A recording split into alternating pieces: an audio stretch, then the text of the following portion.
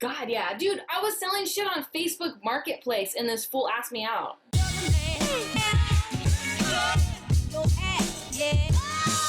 What is going on, ladies and gentlemen? Welcome to another solo episode of Throwing Tantrums. Today we got Amanda Carmassi. Am I saying that right? Carmassi. Carmassi. So, Italian. So, yeah. What do you call it? Today we're going to be prying, asking questions, personal questions that trigger her. And I'm just kidding. We're going to get to know her a little bit today. That's the purpose of these solo episodes, to get to know the dancers beyond the dance, beyond the reaction videos, beyond the group podcasts, because, these people have depth. They're not just movers.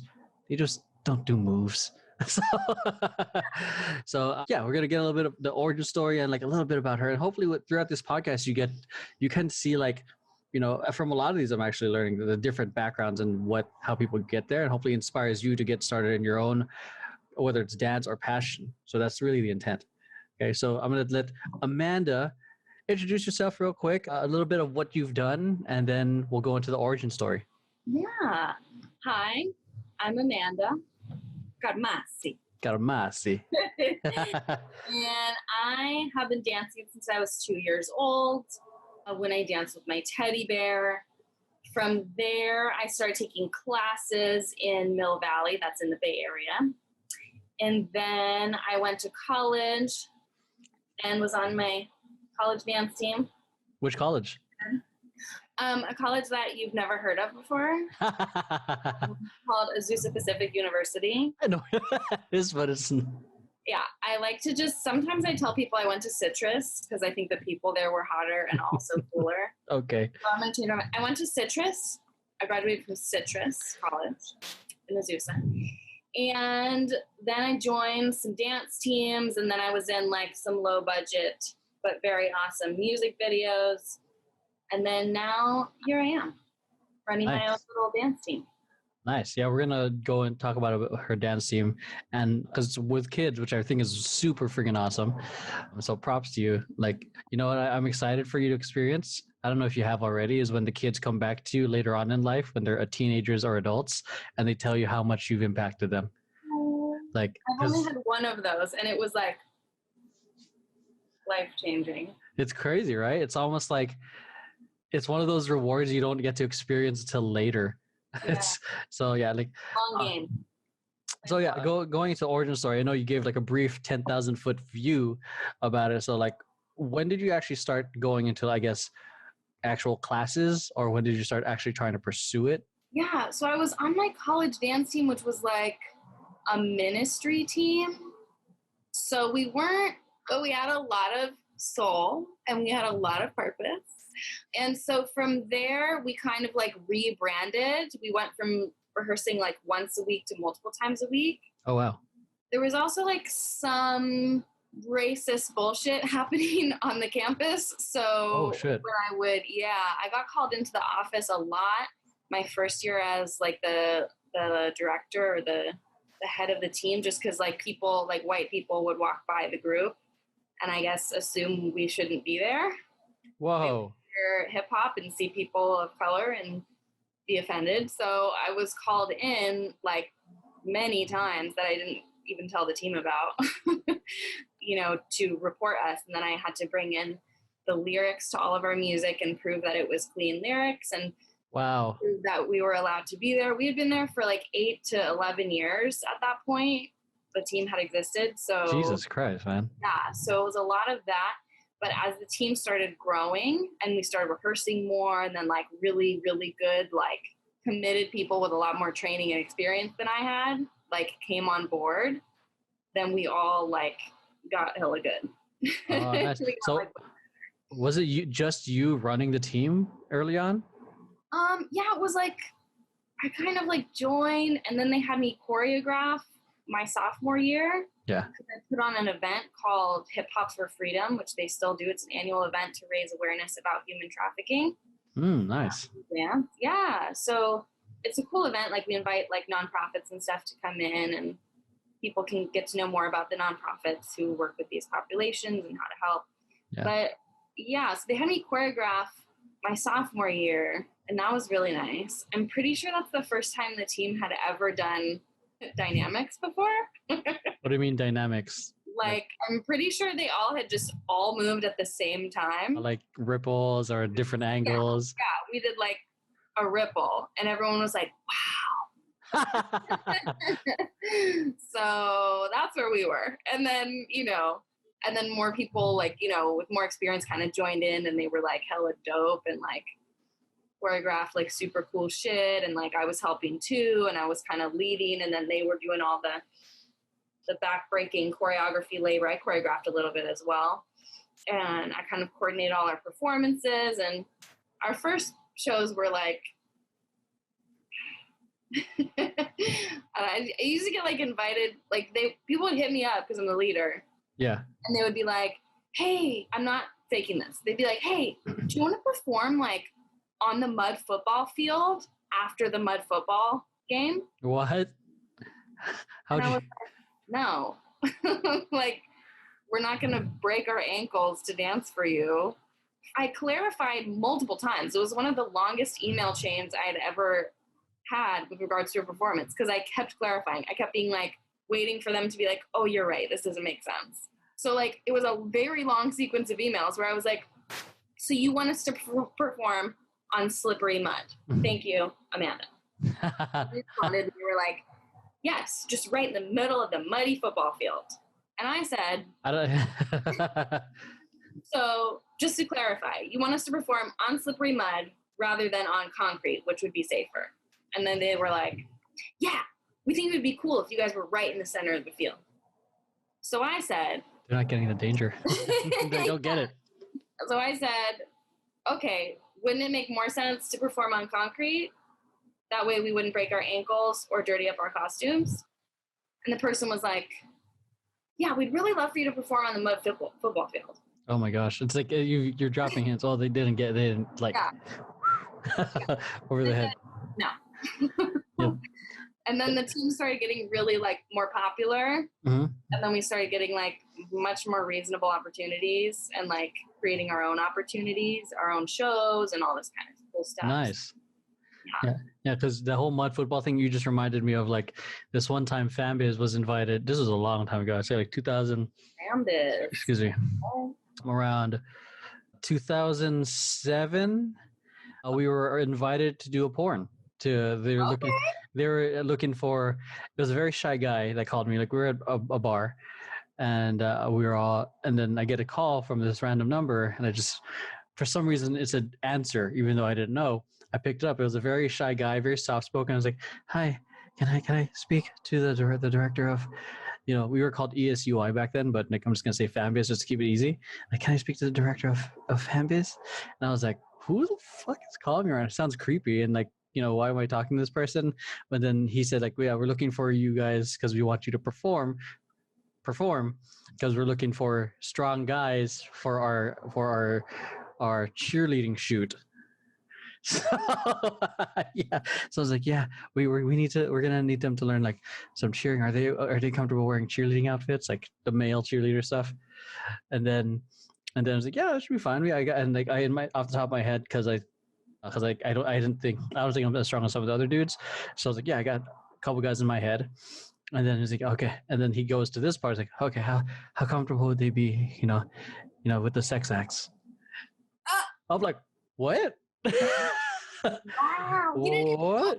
He snuck it in. Yeah, and he was already were in conversation. Yeah, the thing is like they were specifically looking for dudes. So like, and the pay was ridiculous though, like $3,000 per shoot. Did you do it? No. Where do I watch it? It is none of us ever. Like in my head, I was like, this sounds really good financially. But in my head, I'm just thinking about branding. I don't want to be the team that did the porn. Yeah, but you do enough of them, you got enough money to rebrand however you want. Yeah, I didn't looking back at it. I think it would have been an interesting opportunity. Oh my gosh!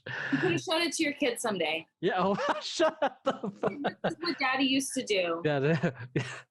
There's a lot of money, but yeah, it was like. I realized like it wasn't until like a few days later I realized, oh, I could have just sent the guys out to do it on their own and without, rather than it being the company. Yeah, so I'm like, oh well, lost it. But yeah, because the guy was like, it's an old porn company. I don't know if they still exist, but they're called Vivid Entertainment. So any of you guys who used to watch porn in the 2000s, you guys would know. But yeah, I mean that's probably one of the weirdest ones. But so way worse. Yeah, way worse. So when you joined the team, it came from like small, and then you took over. Like were you just thrust into the leadership, or you wanted the leadership? Yeah, I did want it, but then I couldn't do anything on my own. I had to learn a lot about leadership. You know what I mean? Because it's like all my ideas are great, but it takes so many people to create something beautiful. You know what I mean? Yeah. So it's like I can have all the ideas. Okay, we're going to do this. And okay, we're going to do that. And okay, we're going to do this. Right? Because I know what's going on behind the scenes. I know what we look like to the administration. I know that they're this close to taking away our privileges. Oh. So it's like I have that going on in the background. But it's like you have to let people create. You know what I mean? So I was like, okay, all right, you're going to do this. And then people stepped up. People just sort of, you know what I mean?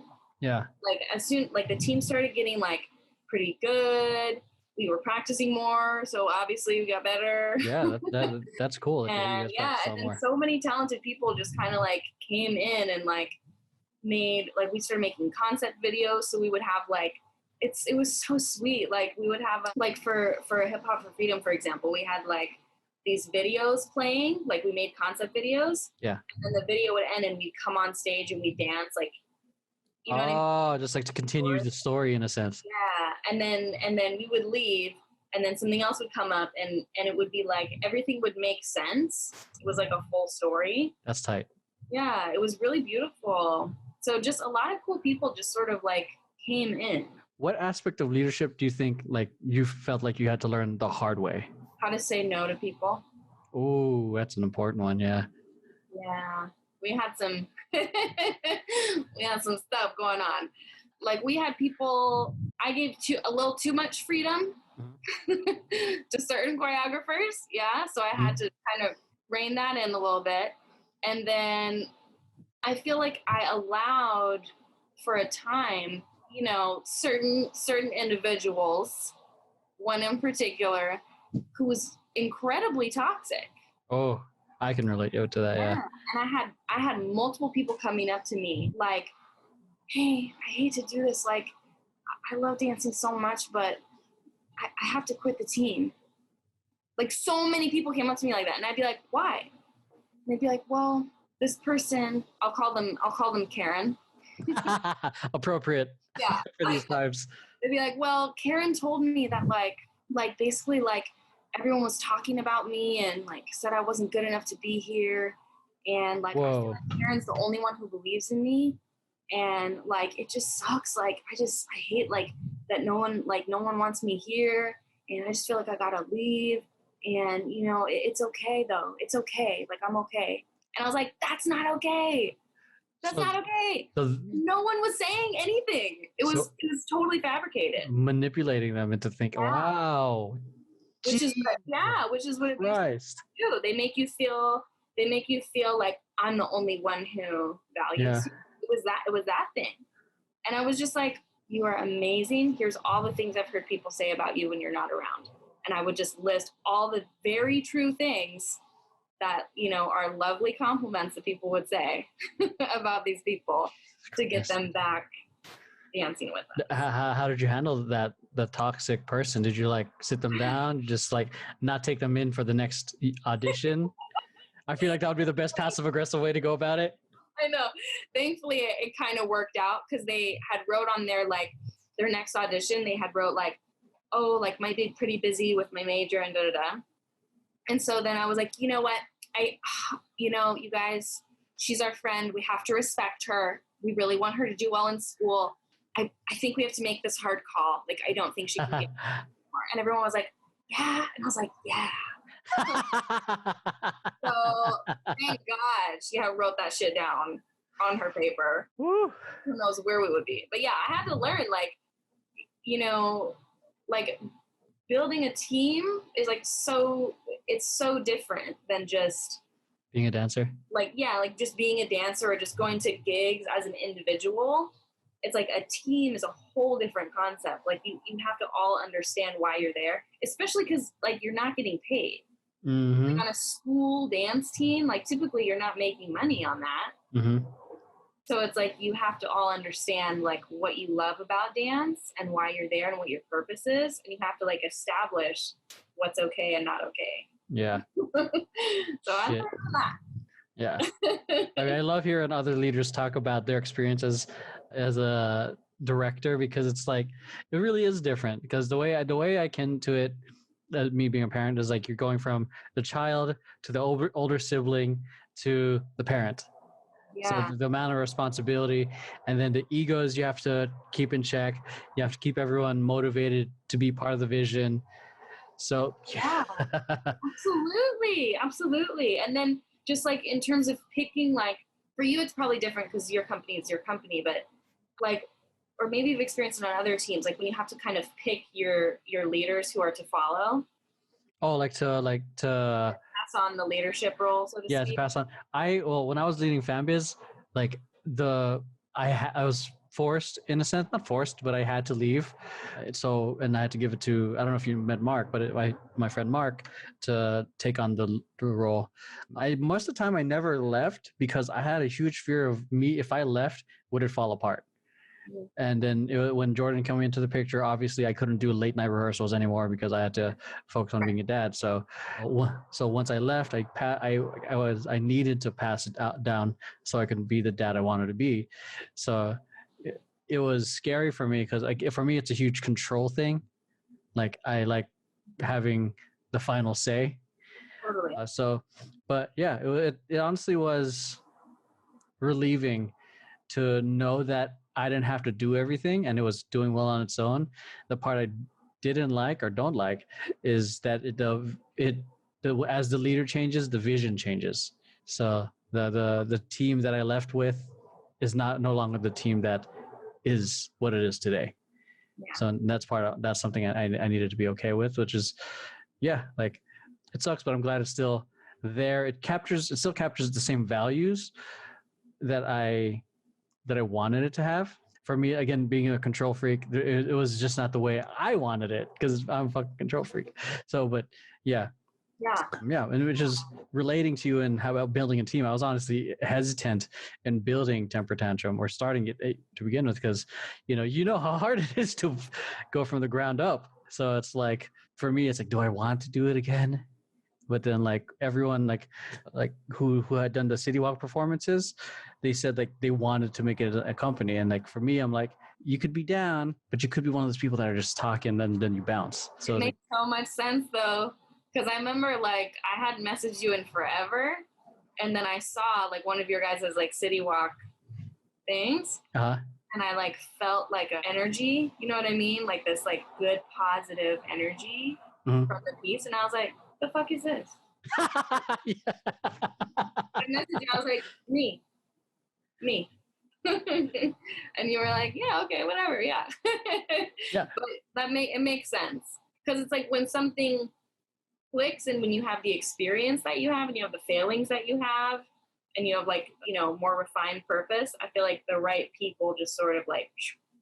Yeah, and I'm grateful for that. And like, I honestly was surprised that you messaged me, because up until that point, and like I've shared this story many times, like on different podcasts and like off IRL meetings, I was surprised that Amanda messaged me because our first gig together, I burped into her mouth. Like literally. Like we were like into all of these orifices. Yeah. Ooh, shit. Posing for a photo. Yeah, we were zombies. So, and it was for like an event like El Loria or something like that. And then we were like posing as zombies. I considered hitting him in the face. I considered it. I could have, like, in my memory, I think you did. It was like, did she hit me? Like, yeah. No, it was all a blur. Because I just remember feeling so like not triggered in a sense of like, oh shit, I hurt. I quote unquote hurt someone or insulted you by by my burp, and I don't like hurting people, so I was like, damn it, do I apologize? Do I kill him? Do I just kill him? Yeah, like I honestly didn't think you would ever want to see me again after that. Let it so I'm like grateful, like because I'm honestly like, what? Then you invited me to do your Harry Potter thing. Yeah. So that's why I was like, oh, she doesn't hate me. Take me through your creative process, because I loved that like your idea of the of of the Harry Potter thing, like like how does it it was cool. I'm not excuse me, much of a Potter fan, or my girlfriend's gonna kill me, but yeah, like you apparently put me in the house, which I took a quiz for. It was, I think, Hufflepuff, which were all the lockers. So but yeah, like how do you start, even then or now, how do you plan your whole creative thing? How that happened, and I'm actually very proud of it, except for all the parts that are super awkward, aka the parts with me in them.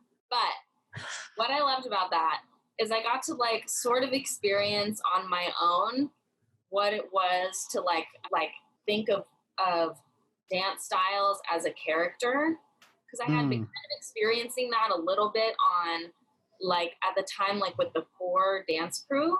Oh yeah. So I was dancing like as a character, so it's never just choreography. There's always a story component. Oh. So that was kind of like my little foray into like figuring out what that means, like how to dance and embody a character. So I was like, a Gryffindor. Gryffindor is like Leo energy, swaggy, like kind of like if I was in Gryffindor, like I would be doing like this a lot. Like you can't see, but my butt's moving. Like yeah, boom, like a little powerful, right? Yeah. That's kind of like the energy, like sassy, powerful. I can see that. Yeah, you definitely embody the. And it was so weird because I was like so camera shy, and I had never organized anything like that before. Oh really? Yeah, and then I had just like 1,000 people in my house, all expecting things to go well, and I was like, "Oh shit!" Yeah. Too big. It's like that's very like typical of me and Chanel, who like me and Chanel. She's my friend. She like directed.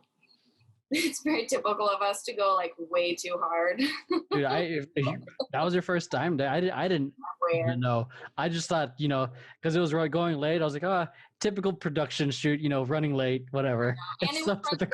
And dance stuff is so different than film stuff. That's what I learned too. Like the expectations of dancers, especially dancers who are not industry dancers, is very different than like actors. Like actors assume like, okay, what kind of day is it? 8-hour day, 10-hour day, 12-hour day.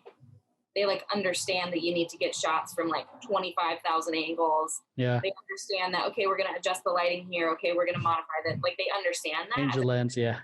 But dancers, like, I feel like the expectation and my lack of experience was like not helpful. Because I should have been like, it's going to be 24 hours. Drink some caffeine. Oh yeah, because when I left, you guys were still shooting, I think, right? Yeah, we shot until so late, but it was okay because there weren't that many of us. So at the end, there was only like 2 people left at the end. But yeah, so Gryffindor, I was like, and then Ravenclaw. I don't know why, but I just felt like I had just been learning whacking, and it felt like very like precise and very clever to me. Like whacking, like just feels like it's that energy, but it also feels so sharp. Yeah. So it felt like, okay, like that's Ravenclaw. Because Ravenclaw is the smarty smarts. Okay. Yeah. And then Slytherin, we did like ISOs and like waving and like and stuff because it just like made sense to me because they're very calculated. Oh. Slytherins, they're very ambitious and they'll like make sure that some shit is gonna benefit them before they fucking do that shit. So they're not like out here doing the most. They're like doing the least to get the most. Oh, so like makes sense. ISOs popping, little waves, and then and then you. The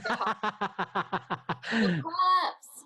Yeah, the puffs was like locking because locking. It's like fun. Yeah. It's happy. Yeah, that was a good experience. Like I felt like I learned a lot as a choreographer and a lot as a producer about. I don't do that shit no more. I only, if we're going to have that many lighting changes, we are going to have at least 2 other people working those lights, because those lights were hot. Chanel she had those fucking gloves on. She was like lifting heavy shit, like all these sandbags and like, yeah, dude. And then she'd have to run back, look at the camera. Was it just her? Yeah, you have like an 80. Oh wow. Because I didn't know how to do any lighting shit whatsoever. Dang, respect. She had like 7 hats on. So then she'd run and she'd look at the camera and be like, oh, and then run back in and then adjust the lighting. And then run back and then look. Camera operator, director, DP, lighting. The gaffer. The gaffer, everything. My God. All the things. Respect to you too, man. Yeah, she killed that shit. Yeah. So that was a lot for me because I'm like, she should not ever have to do that. We're not doing that. We're not doing that again. But I feel like the end product, like it visually looked really cool. Yeah, I loved it. Like in terms of lighting, like even though, it's not as strong as some of the lighting stuff we've done since then, I feel like it's still, it still makes sense. It still holds up a little bit. Yeah. And then we did like a Voldemort. Oh yeah, I left right when you guys were starting to film that. Yeah, that's cute. I was balancing. So, okay, you don't do like the crazy production stuff anymore. What kind of stuff do you like producing now? Okay, I like doing shit that's like just me and Chanel, because it seems like if I'm gonna add other people in, I need to like know that they are getting value out of it. And that I'm getting value out of it. You know what I mean? And I just feel like it's fair. Like, I personally don't like it when people ask me to do shit for them constantly for free. Mm-hmm. You know what I mean? And especially if it's not that close, it feels like you're just some rando asking. Yeah, it just feels like I just prefer. I feel like what I learned from that too, like even though like the video looked good and it was nice and we got it done. And those people are like homies for life because they like came through and did that. I feel like that was more. It was like me learning how to dance as a character, me learning how to choreograph, me learning how like production works. Like what is production even? And it was sort of this like dive into learning production. And then as we've scaled it back, I'm like, okay, here's like the ideal scenario. Like everyone on set feels either is getting like paid enough to feel respected, or is there because they're also a collaborative partner, or you know what I mean? Like I want every person there to feel respected and valued. Not that people didn't, because they were all friends and they had fun. Like, it was fun hanging out. Like I got to hang out with Eddie and NJ. That's like my mentality is like I just want it to be like better and better every time we do shit. So when it's like me and Chanel, we can do like shit that takes forever. Because we understand, like, shit takes a long time. Yeah. You know what I mean? And then we're getting, like, so much stronger, too. Like, I feel like I have such a different perception now of production and how to, like, do dance and production together than I did then. Yeah. I'm a whole different person in terms of how I plan everything. So, yeah, I have, like, so many thoughts about that. But, yeah, I would say, like, my creative process was like hardly like the dancing part of it like was cool, but I feel like the lasting effects were like so much more about like relationships and collaboration and production and like what kind of things I want to create and why. Yeah. So it was definitely more like kind of like a ready, fire, aim kind of thing. We dove all the way the fuck in. Respect. Let's have 25 people in the house. I'm surprised that your neighbors weren't mad or anything. They're fine. Yeah, so if your area is kind of chill. Fine. Especially at that time, neighbor had sex so loud every night. Oh. You can't complain at all. Oh, okay. Okay. Respect. It's since died down, but it's like they can't say nothing. If you weren't dancing, what do you think you'd be doing instead? Eating. Did you start a mukbang channel? Yeah, I was gonna be a teacher. Because that felt like a safe bet, and then I just veered completely off track and decided to commit all of my life energy to my school dance team. And then I was like, I like this better. And then I didn't become a teacher, and I majored in sociology instead. So I'm a feminazi, as my adversaries would call me. Feminazi and proud. Yeah, so studying sociology, I feel like it makes sense when you're dancing because you can kind of adapt a little bit to different situations. Oh, okay. Or I just say that to justify the fact that I have a degree that is completely useless. Were your parents like supportive of you just focusing all your time in dance? No. Okay. Oh, you're right. No, not at all. Not even a little bit. No, it makes no sense.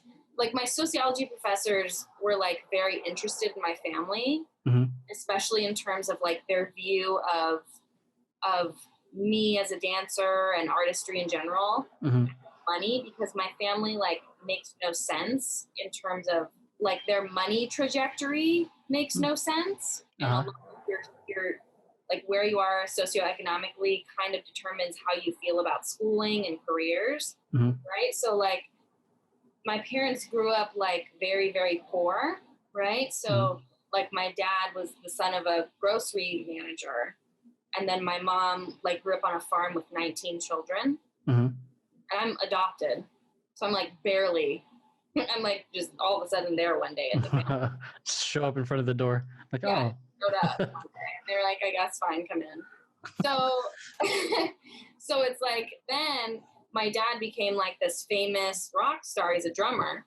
Oh, wow. So then he makes all this money, whatever, travels all over the world, right?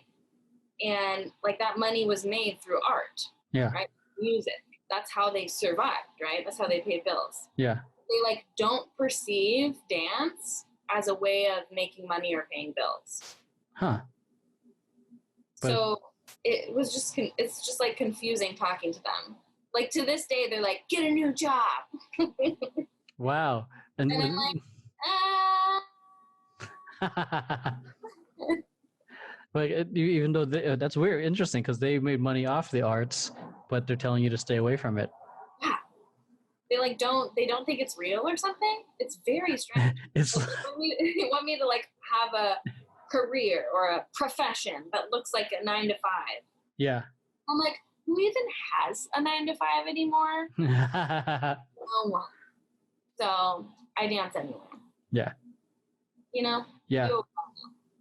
Yeah, it's growing up. I hear a lot of my friends' parents just discouraging the whole thing. It's like, you're not going to make anything after that anyways. Stop spending so much time on your hobby and focus on your job. Like, you know, especially like Asian parents in general, or parents who have a very, I guess, quote unquote, traditional view of the world, or even maybe old school, because, you know. Yeah.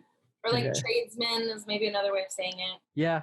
I mean, yeah, and it sucks because it's like you see this thing that brings a person so much light and so much life in them, and then you see someone they love tearing it down, saying it's not worth anything. It's like you're literally watching someone's life be drained away, and they can't because it's either it's an authority figure, it's their parent, it's someone they love. So. And did you feel like you were supported as a dancer?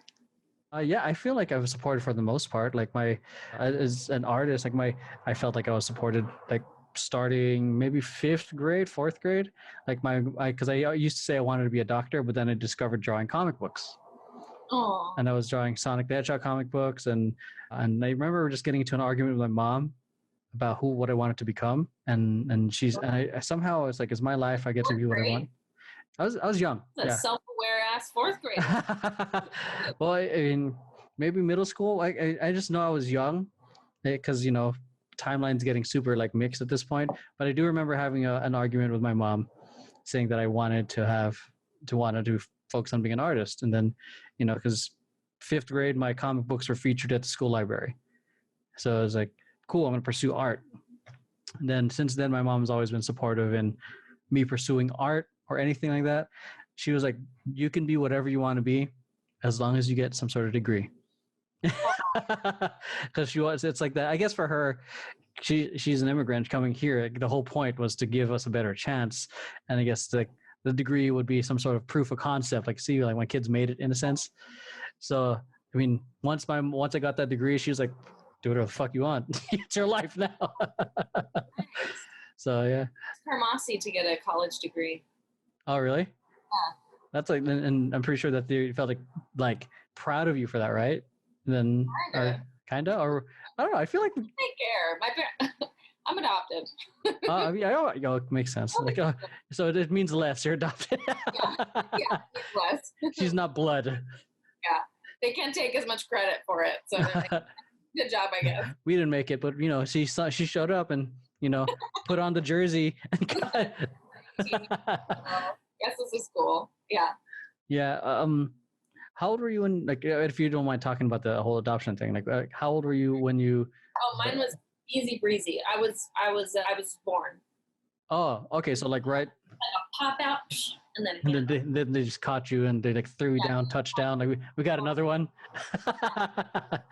They're like, yeah. So tell me a little bit about your current company or your the working with the kids. So because that's one of the things that I admired, because you were able to attend any of my rehearsals because you were busy being a role model and impacting the future. So so like tell me about, I'm guessing to start off, did you start that? Yeah. So I've been teaching kids for like 10 years in LA, and then I was like, okay, before I turn 30, I have to own something. Like I have to be running something of my own. Mm-hmm. Because working for my boss has been amazing. Like I have the best boss ever. She's a dancer as well. She hires me to teach kids. But there's like certain like artistic things that I think are valuable and important based on my experience that I want to share with the next generation that don't quite fit with sort of any existing program. Huh. So I made my sounds like so it's basically like hip hop is the foundation, right? Like choreography and freestyle in popping, locking, breakdancing, and then like community choreography. That's kind of like our foundation. And then slowly I'm adding in other elements that I feel are what I wish someone had taught me, whether it be something I wish my parents had taught me, or things that I wish I had known before moving out to LA and being like, I'm a dancer, I'm in LA. So I have like a couple of things that we've already been doing. So basically my students, we do concept videos. So I help them, which if you've ever shot anything ever with children, can imagine. It's hard. But basically I'm teaching them, kind of like the fundamentals, like the basics. Because I've noticed that, I've had a few experiences where I've been on a little bit more of a professional set, and there's a really talented dancer there with me, but that dancer doesn't know how to conduct themselves because they don't understand how filmmaking works and how music videos work or how a professional set should go. Yeah. There's a little, because they don't understand the hierarchy, they kind of do these like social faux pas that are like, ooh, yeah, place, So I kind of want to just make sure that I'm presenting my kids with like the fullness of like, hey, this is how things work. This is how a professional set works. Like, this is what a director is. This is what a DP is. Here's different types of shots. Yeah. And then I have them do it. Like, so we do it with them. And then right now, because they're at home, they're doing it themselves. Yeah, okay, so this is a close-up. This is a wide shot. This is a medium shot. Why do we use a close-up here? Why would we use a wide shot here? Yeah. So just kind of. So it's like you're teaching them basic film as well. That is essential, especially now. I know, and you would know because that's. Yeah, because I watch some dance videos and they're shit. And I hate it. I know, and here's a really. There's a couple things that really have got me. So there's like the creative side, like you just mentioned, where it's like you see this dancer that's so good and they're so talented and their costume is fire, and then it's shot like grainy as fuck. And you like can barely fucking tell what's happening. And you're like, that sucks. I was rooting for you. Right? Like full Tyra. And then it's just like, that sucks, bro. Because like, I wish someone had just taught you, or that you had, had people around you who could help you out with this stuff.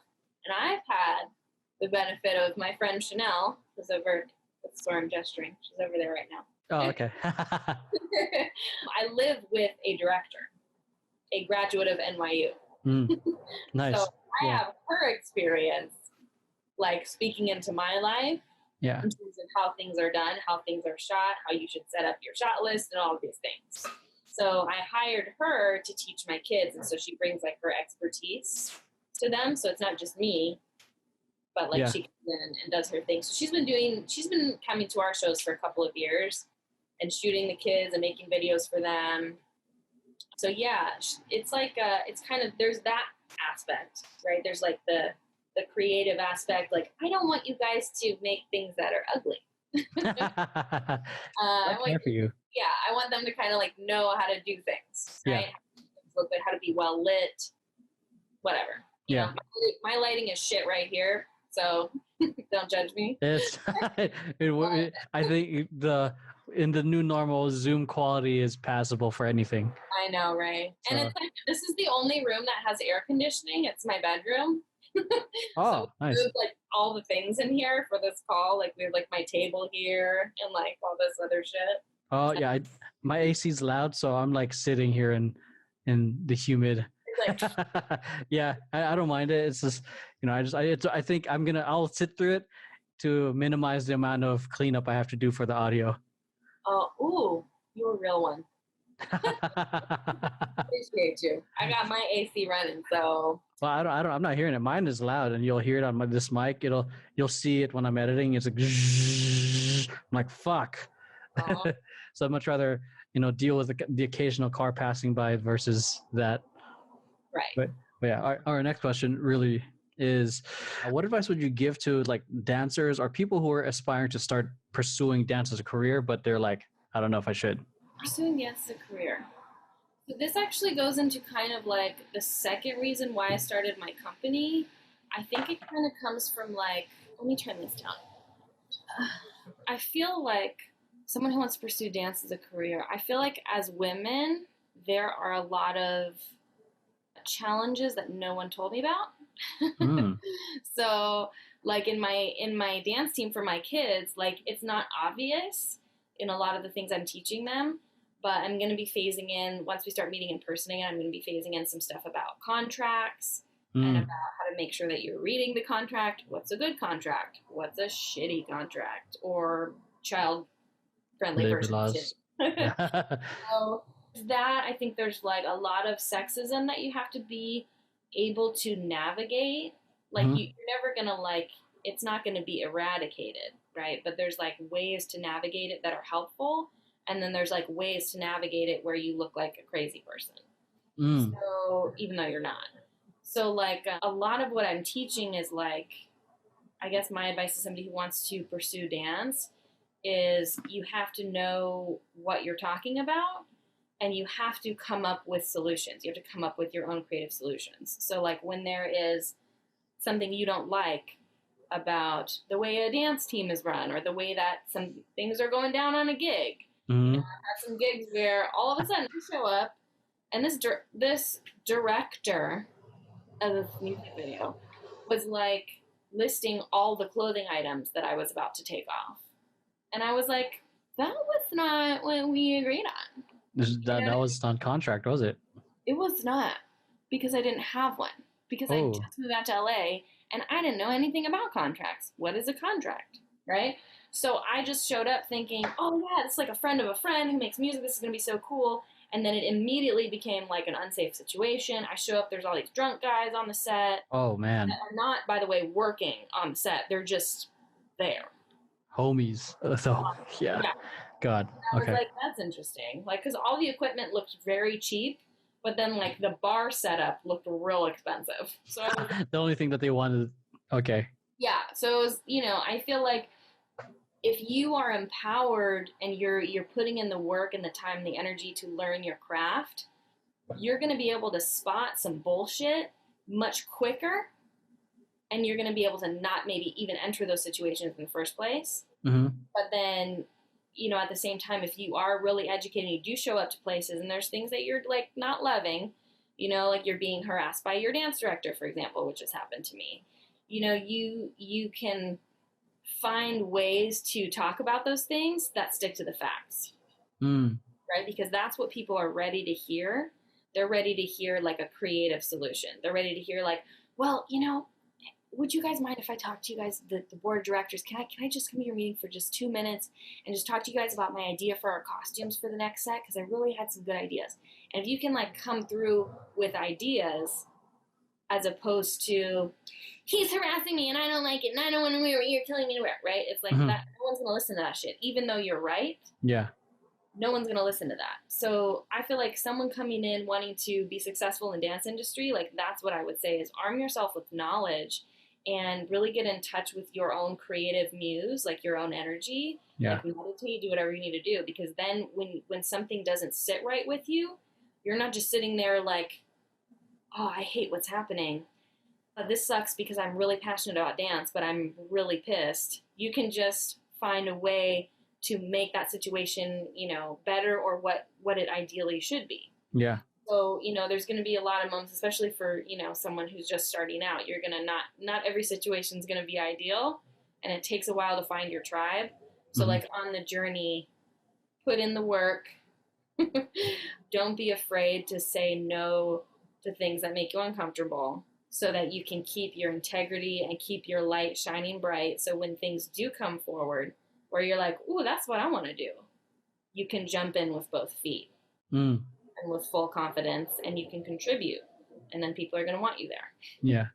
So, yeah, I feel like a lot of people are going to try to, especially if you're first starting, they're trying to take advantage of people who are inexperienced and don't know what's up. Yeah. Because they just want to, give you an opportunity, quote unquote, exposure and all that.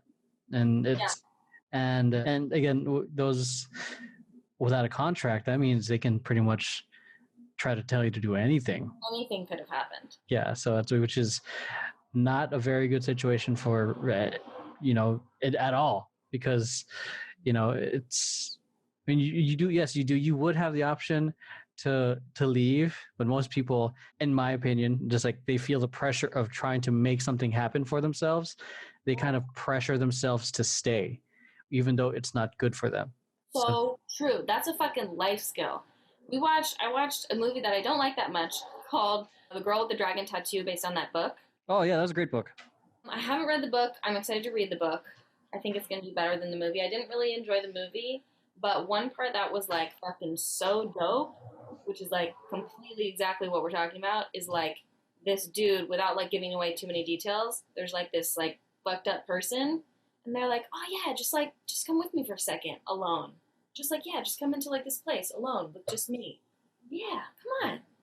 And like, because the person was quote nice or smiling, the other person who knew something was off went anyway. They followed this like creepy ass person, even though they knew something was wrong, because they felt obligated to be nice. And then the person just fucks you up because they're like, you knew something was wrong, but you came anyway. And I was like, yeah. Dude, that's so true.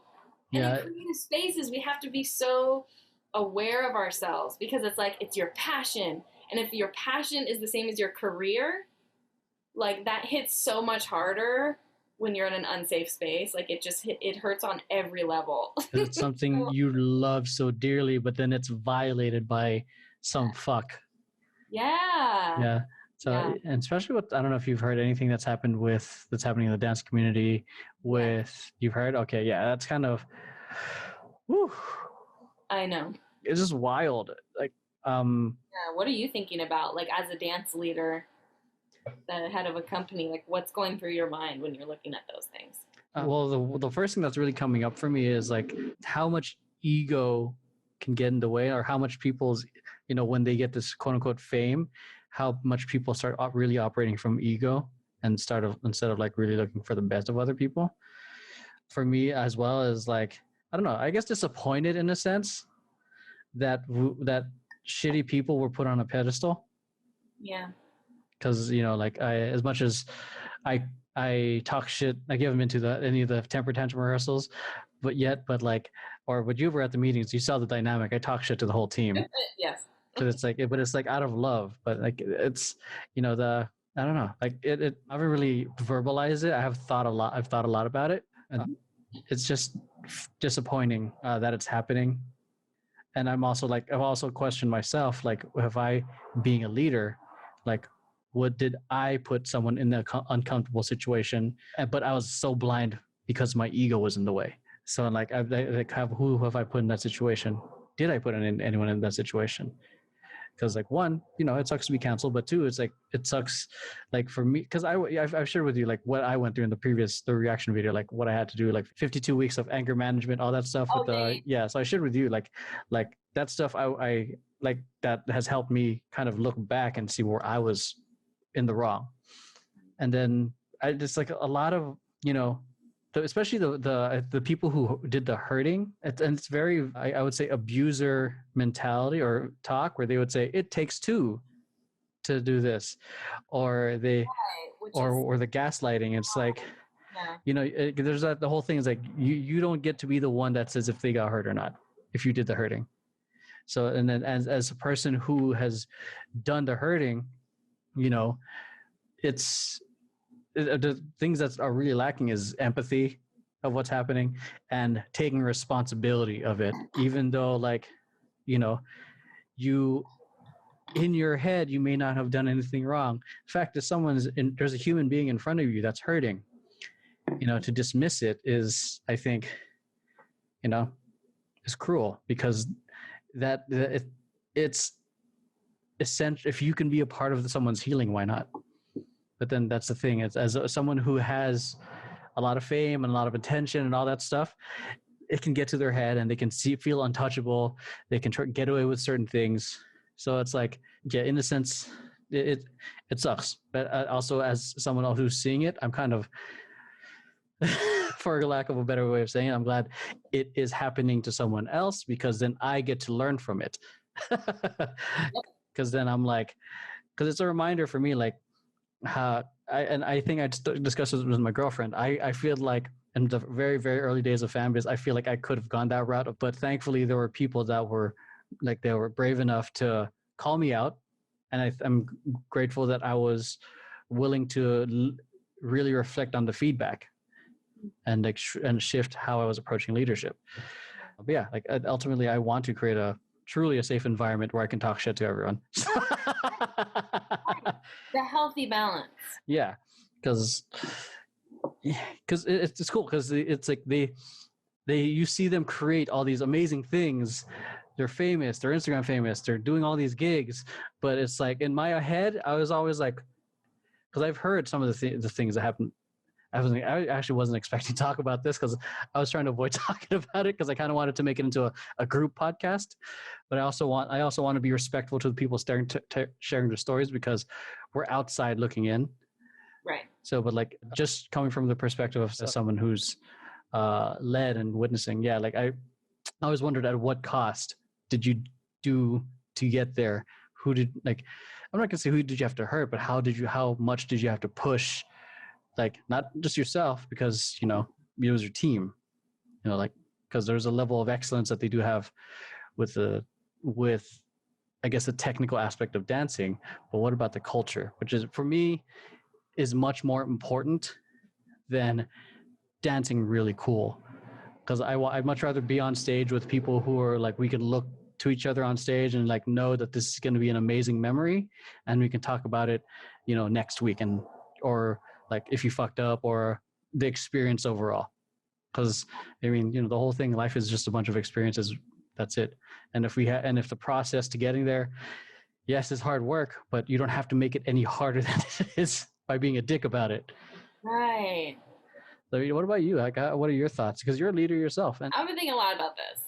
So I have a lot of thoughts, but my big takeaway is learning how to say sorry. So there's times in my life where just one-on-one with friends, family, whoever, where I've just been like, I love how animated you are. And then like, as soon as I say, I'm sorry. Mm. Mm-hmm. Right? And it's like, it feels good to say sorry. So I'm trying to figure out like what is the best way to educate my students on their own rights and how they deserve to be respected, right? So like I do have a pretty good atmosphere of like I'm always like asking them like, what do you guys need? You know, so I want them to practice understanding what they need. Like, do you need water? Do you need a break? Do you need to run again? What do you guys need? Because I'll have a plan, but I'll kind of modify based on what we want. Because I'm working with children. It's like they have their own. There's a lot going on. There's a lot going on for them. So that's kind of my big takeaway is like, if I ever teach something like, and I'm like, oh, it was actually on and one, just like getting in this habit of, oh, I'm sorry, you guys, it's actually this, my bad, and just because I always do that, but it's just like kind of affirming in me the importance of always being ready to say you're sorry, because then when it comes to bigger issues, like the bigger issues probably won't come up because you're already in the mindset of like, how do I respect people the most? It's like not like what's like, how good can we fucking get? It's like, how do I do the most good for you? Mm-hmm. Being like the mindset. So definitely, I feel like the apology situation was a whole situation that is completely invalidating, completely gaslighting in that particular what's going on in the dance community. Mm-hmm. I mean, across the board, just awful. So, being able to truly feel sorry about some shit you did wrong, like that's tough. Yeah. And actually, embodying being sorry, not just saying, I'm sorry, and just like saying it to say it, because some people, just say it just to like get them off their backs. Yeah. And making like key adjustments. So like, there's like, I had a conversation actually when this came up with some parents on my team. Like that could have gone really bad, but I want them to understand, like, because I have them fill out these privacy forms about when you're working with children. I don't want to talk to your child alone in their bedroom. Please do not hand them your phone. No texting allowed. I have like a whole form about safety. That's good. Yeah. And it's like, I just wanted to let them know, like, there's a context to this. Not every teacher is Miss Amanda. So as much as we want to like love the dance community, and I brought some of my kids to 5 juniors, so they're like, we wanted to like, like in it, right? They want to be like, wow, we want to be like that. It's like we also have to understand there's like flaws in every community. There's things that we all got to work on. Yeah. So that's kind of my takeaway is like, how do I'm just like meditating on how do I further educate parents so that they're armed with certain, I'm just trying to empower them. Basically, our conversation was, you don't ever have to feel uncomfortable in any dance situation ever. If I don't care how many trophies somebody's won, I don't care what they're saying. If you don't like how your child's being treated, I empower you to leave the situation, period. Yeah. That was kind of our conversation. Because I don't know if they're going to dance with me 5 years from now, 7 years from now. But it's more about just letting them know, like, hey, it's uncomfortable, but this is what's going on. Yeah. And I want you guys to just know right now that this is why I have you fill out these forms. This is why we treat your children the way we treat them. Yeah, and then about the one that happened in Las Vegas too, right? I'm trying to not. Okay, yeah. That's. To be honest with you, I'm trying. I watched like all the of that particular team, and then once I got to a certain point, I said, okay, like I'm good. I understand how these people are operating. It's given me a framework to better discuss safety protocols with my clients. Like that's where I need to be. Yeah. I mean, it's tough because with the dance community, there's like, it's the community. There's no board, overlooking the whole thing. So every team it's pretty much the Wild West. You can run it every way every which way you want. You can practice till 6 a.m. just so you can compete and all that other stuff. Right. It's, and then people are, obviously they're dedicated or passionate about it, but it's like, again, it goes at the thing, like at what cost? Like, as if you have people that are down and the team as a whole says it's cool, I think, that's cool. As a directors, obviously it's your job to, obviously push the team to be at the next level, but you also have to check in with them as well to see where they're at, which I think is a lot of missing. But yeah, the Las Vegas situation is interesting, and I think I kind of want to ask about your year. Like, what plans were you most excited about prior to Corona? No, let me show you my cemetery of 2020 ideas. All of my plans just dead. Okay, so as far as my business goes, I had this like whole set planned out for my kids. That was like this very elaborate, like very cool, but definitely able to execute, definitely, within our realm of Mhm. expertise. And it was this whole concept video slash live performance with the use of concept videos. Oh, sick. Yeah, that all is a Marvel themed set. But I did my own, like I just used clips from the movies in between the songs to tell like my own made up story. So it's kind of like what the core dance crew does, where it's like fan fiction through Yeah. dance, but it's like my story about, it's like my story about Baby Groot, basically. Oh, sick. Yeah, so it's like, and it's so funny and it's so cute, and the kids were like, yeah! And like we were learning like our Black Widow dance and our Iron Man dance, and we were like killing it. Damn. Yeah, and it's like it's a really fun concept. Like it's really cool, and I think they'd have a lot of fun, and they'll get a lot of technique. But then we can't do that. So we pivoting. So that died. They're making their own concept videos at home. They're still learning some skills. They'll be fine. That's And then the other thing was I was kind of saving up because my money flows like this. Like I'm an independent contractor. Mhm. So there's certain seasons where I make more money. Mhm. So I was like, okay, April. That was kind of my month in my mind. I was like, April is the month when I think I'm ready to start doing like actual acting classes and like pay money for this shit. Because I'm enjoying the acting experiences I've had so far. I'd like to continue doing it. I'd like to develop a community where we're, doing projects together. So I was like, okay, I'm gonna do it. And then like obviously that's that. Oh, you could always do TikTok and make it since it's like the new Vine. I know. Do some skits. But actually, so like it died, but then it kind of didn't though, because now I have acting class every Monday, but just like with my friends. Oh, sick. We started one, they started one, and then I joined it, and now I'm one of like the people that goes every week. So it worked out. Just I kind of had been wanting to work with actually these people for a while, so it was kind of like, oh hey, yeah, it kind of was weird because I had like this person in the back of my mind, like I want to learn from this person, like I want to work with him, and then he was like, oh, I'm starting this thing. So yeah, just like it happened to like, yeah, it's one of those things like the best. Sometimes the things that I forgot what I say. The things you want it to happen, sometimes it's best that it doesn't happen. Yeah, because then like the better thing happens because it's free. Like people that I was like, oh shit, I fucking admire that person. Like I want to like work with them and shit. Yeah.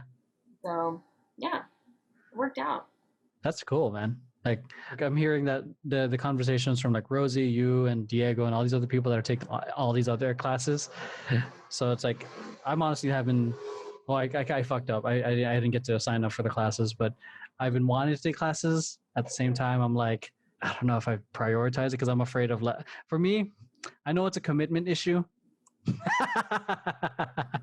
So, for so many dance Patreon people that I'm supposed to be learning the choreo, and I have not learned a single fucking move. Yeah, so that's one thing I'm afraid of. Like, if I sign up, I don't do it.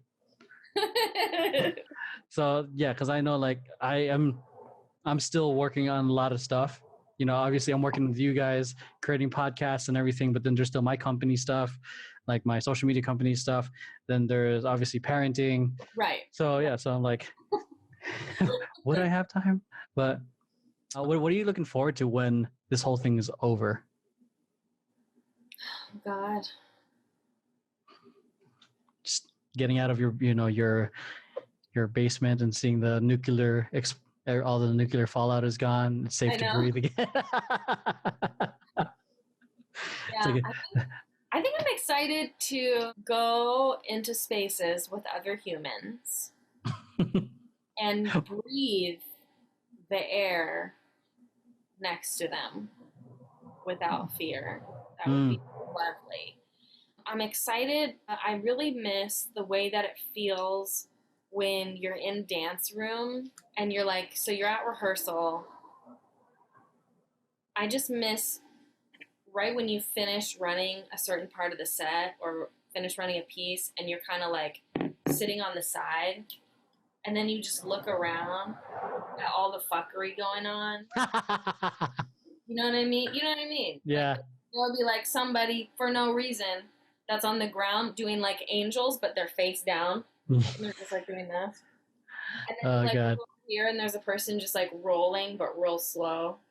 You know what I mean? And then there's like a dude over here who's like climbing onto another person's back, but that person's having a full-on conversation. Yeah. They're still letting the person climb on their back. You know what I mean? Like, dancers are fucking wild-ass motherfuckers. That's true. Very... I miss it. I miss that weird shit. Yeah, I do. I miss the energy. It just doesn't transfer as well on, like, Zoom. Like, I wanted... on y'all's backs? Well... I gotta adjust the camera first. Yeah, I really wanted to just do a podcast in person because then, like, the energy, like those easily become like 2-hour podcasts. The first one I did with Brandon was like it just flew quickly. And, yeah, it was great. I'm excited for actual in-person experiences, but who knows how long that's gonna take with the way things are right now. Yeah. I am excited though to keep creating things. Yeah, that I can talk to you about too, about maybe afterwards. Yeah, I'm down. Like if it concept video-ish thing. Yeah. Sick. I don't know if you saw, but with Rosie, I create a lot of micro content from this. So this one episode becomes 15. So. Oh, good idea because no one will watch 2 hours of this. You'd be surprised. So yeah, like the numbers are small. Yeah, the numbers are small, but people will still do it. If people are willing to watch obviously like a 3-hour movie, it always comes back down to the value. Right, like am I saying interesting enough shit? Like, or yeah, like so, which is why one of the reasons why like, here's how I think about it is like the mini episodes are the gateway drug to the bigger episode, or it can just be to the point of like answering their question. Either way, it's a win-win because we get a view, potential new subscriber. So it's like yeah, like I have a very. I was like, should I look hotter? Like, I don't want to. I think the value you're gonna give is gonna speak more volumes. Yeah, that's right. I'm valuable outside of my hotness. Yeah, yeah. Like you don't have to look a certain way because I like what you shared already. Like the minute we started talking about leadership, I'm like, this is going to be a huge topic for this because on the topic of hotness, everybody should know that even though I'm adopted into an Italian family, I'm actually also Brazilian. So like if you're just looking for hotness content, like I'm here for that as well. And if you're like a single male and you're a feminist, like go ahead and hit me up. Ooh, oh, so you're available and looking. So hit her up. So hit her up on Instagram. Shoot your shot. If by looking you mean I do nothing whatsoever to do anything, then yes. I'm not on Match. I'm not on Hinge. You won't find me on Tinder, but you will find me hiding in my house. Have you ever gotten any like strange DMs? God, yeah. Dude, I was selling shit on Facebook Marketplace and this fool asked me out. Damn. I was like, bro, I respect it, but also fuck you. I love how you just went from like super like charming to like, yo, just fuck this fool. Like, not the place, bro. Facebook Marketplace? What's the weirdest place you've ever been, I guess, approached? I know one of my friends was, and I didn't know it existed. People were being hit up on LinkedIn, like trying for. That's a thing. That's totally a thing. I don't think I have a LinkedIn, so I don't have any of those stories. But I do have stories about one time I was at Trader Joe's. Oh, I have so many stories. These are entertaining. I love hearing this. I was at Trader Joe's and I was like chilling. I was just walking. Is that how you walk? That's how I walk in the grocery store. Okay. Okay. And then all of a sudden, out of nowhere, there's these two dudes. They work at Trader Joe's. They're working there. They are at their job stocking potatoes. Okay? Potatoes. Okay. And then I hear them talking about this woman who's in front of me, and they're rating her on a scale of 1 to 10. And I was like, oh no, because I had a dish planned that required potatoes. So I was like, damn. I gotta walk by these motherfuckers. Oh, so then you're like immediately sensing that you're gonna be judged. Yeah, I was like, okay, they're gonna assess me, they're gonna judge me, possibly approach me, in which case I will of course have to get violent, maybe throw a potato. I don't know what's gonna happen. I just don't know what's gonna happen. So instead I tattled on them to the manager. Oh my God. On that bitch. Oh my God. So, tattle on them. Also another time, in my younger years when I was less smart about things, I was asked out in line at a what? Walmart. Okay, couple things. We're in line. That's a no. 2, we're at Walmart. Quality people. Okay. But I was like, I'm 21 and have no common sense. Sure, why not? Turns out, I developed a stalker. So for 2 weeks, I had a stalker. Whoa. What? How was that handled? Yep. So eventually, like we were dancing like in my garage, like in my dance team. This was when I was in college. And they knew where you lived too? Well, I had what? They knew where you lived?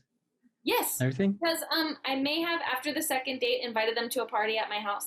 I was young. Never give anybody your address, kids.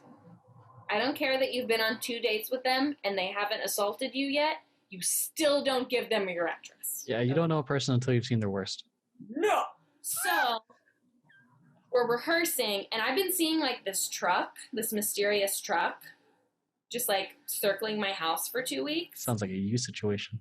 And I was like, oh, that's for sure him. That's definitely him. Shit. I called him Wally Walmart. I don't know what his name is. That's just like what I called him. I'm pretty sure. So, and then what happened is one of my dancers was like, hey, because our garage door is open. Like I had all these like janky ass mirrors up, so I created like a dance studio in my garage for our team to rehearse in. Nice. Because we couldn't get enough space on campus. So the door is open, so we can see this dude driving by. And this girl comes up to me. She's like, hey, I don't know if I should tell you this. I don't want to be weird. I just thought you should know there's like this truck, and he's driven by 2 times now, and he's like staring at us. And I don't know why. I just thought I should tell you. And I was like, shit. You know, because then it's starting to affect my team. Yeah. So then immediately, like, it was a no-brainer. I walked in. I said, hey, thank you so much for telling me. I got this. Go ahead and rehearse. Like, I got you. And then I just went inside. It was, yeah. And, like, one of the guys, like, she had told, like, one of the boys on the team first. It was so precious. And he came up to me. He's like, hey, Amanda, she's got something to tell you. Like, he was, like, looking out for her and shit, too. It was really sweet. So then I go inside. And I just tell all my friends, I'm like, hey, you guys remember that dude that came to this party? And everybody's like, no. And I'm like, hey. So he's been, like, just circling in a truck. Can you guys, like, what should I, like, do? Like, how do I handle this? You know what I mean? Like, yeah. I immediately just came out with it.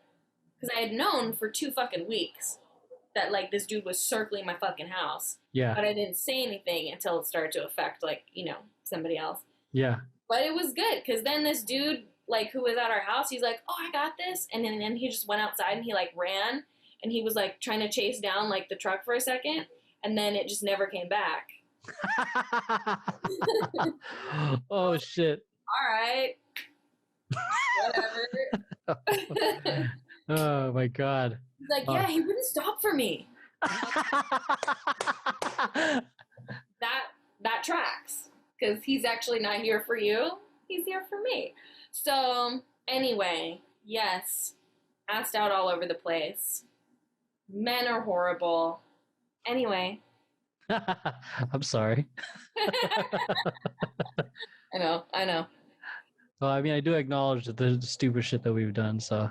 I mean, I've learned the hard way about where the toxic masculinity, where that leads. So. Totally. It leads to a truck circling my house. Like, bitch, get a job. Get a job. That's all I'm saying. Yeah. Stop me on your off hours. So what advice would you give to your younger self? Don't give people your address, bitch. Okay, aside from, aside from that. I mean, like. The younger self about boys? I think not just boys, but like, I think sounds like you listen to your own advice already, but like, yeah, what advice would you give to, like, say your 17-year-old self or 18-year-old self? 17-year-old self? Yeah. He was a prude ass bitch, so she didn't need much advice. But what I would have told her is that you're going to become a little bit, just like a teensy bit of a whore. Not too much, but just a little bit. So when you get there, that's fine, because we're all on our own path. Make sure you learn Krav Maga. Wow. That's very specific. Yeah. Do you know Krav Maga now? I took one class, and I'm now an expert. Oh my gosh. All right. I'm curious about your leadership. So we're bouncing all over the place. This is just like me and my curiosity. So that's, I told you, like, here's the format, but I'm going to get curious about things I'm going to ask. So, like. That's sociology, by the way. What?